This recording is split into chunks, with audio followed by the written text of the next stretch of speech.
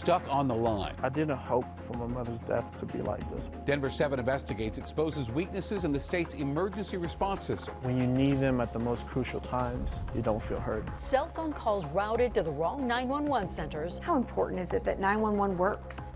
It's crucial. When seconds count to save lives. If 911 goes down, people die. Investigative reporter Jennifer Kovaleski explains why the response you get comes down to where you live. 911, what is the address of the emergency? 1313 Xenia Street. Okay, There's a lady Denver. screaming. Oh, ma'am, please send the police and the ambulance. Somebody's been shot over here. 1313 Xenia. Each caller knew exactly where they were.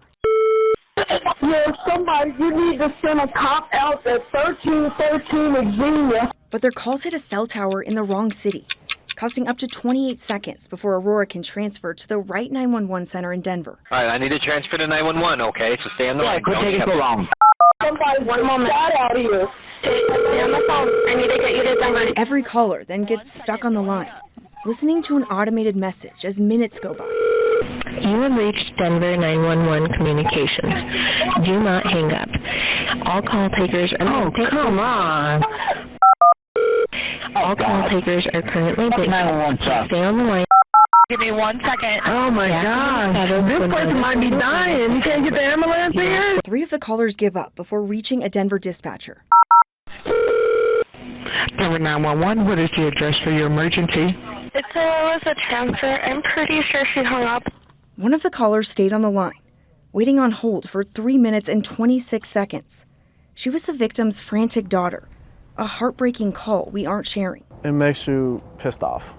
He's John Wu, the victim's oldest son. Those other 911 callers were his neighbors, desperately trying to save his mom's life. My mother passed away right in front of the building. Ma Kang had been shot in the head, hit by a stray bullet in July while unloading groceries outside her East Colfax apartment. It takes a lot of coldness to say you're in the wrong line department when you hear a child say my mother has been shot. Despite delays in those calls getting to the right 911 center, Denver police were on scene 7 minutes after the first call. That's because calls get connected to the wrong center so often. Dispatchers have a dedicated intercom system to transfer emergencies. An Aurora dispatcher used that intercom seconds after Kang's daughter called 911. This is Denver, go ahead. Trying to transfer a caller to you guys to 911, a report of a shooting at Colfax and Xenia.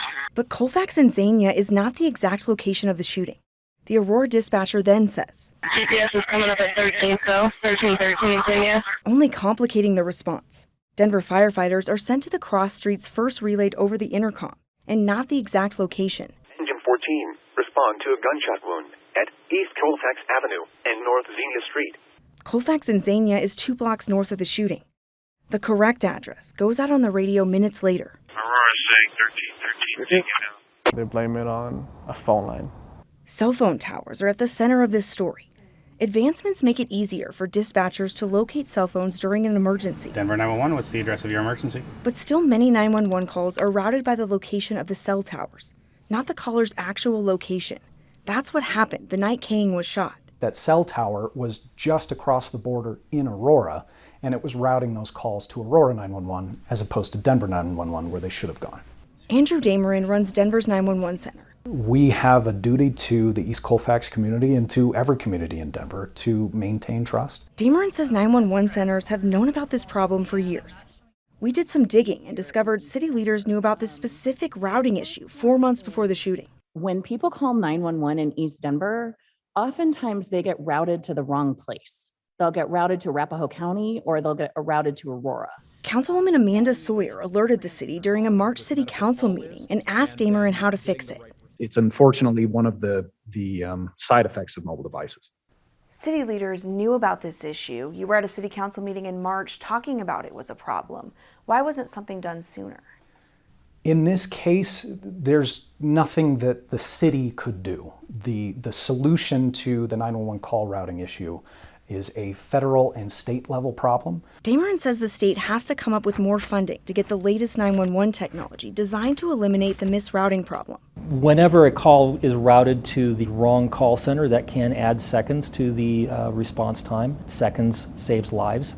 Daryl Branson knows how crucial it is that 911 works no matter where you live. He oversees the state's 911 program. What do you want to say to those family members and people who their calls went to the wrong places? We will try to do everything we can to improve the 911 system so that the calls do get to the right place. Branson says the solution is technology known as Next Generation 911. We are further ahead than some and not as far ahead as others. Colorado falls short with location-based routing technology known as GIS data. Dispatchers need this geographical mapping data to pinpoint a cell phone caller's exact location, regardless of which cell tower they hit. The latest government report shows Colorado is one of only 3 states that's made no progress in this area. The reason why we haven't is simply because it is a long process. Those GIS systems are certainly something I would like to see us find for our state. State Representative Julie McCluskey hopes the July shooting is a turning point. The Mocking situation is a tragedy, and she plans to sponsor legislation to fix Colorado's flawed emergency response system. Build legislation that will help us address our funding shortfalls. When someone calls 911, you don't expect to be placed on hold. Senator Julie Gonzalez went to community meetings in the days after Kane's death. She's also pushing for change. Quite frankly, it shouldn't have taken the tragedy, but we're coming together and we're doing the work. That's a lot. U's doing his best to carry on his mom's legacy and her business.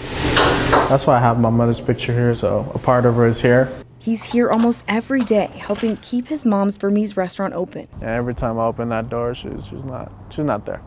U doesn't want any other family to get stuck in the maze of cell towers and 911 centers as their loved one lies dying. I want something brighter to happen where the response time is quicker.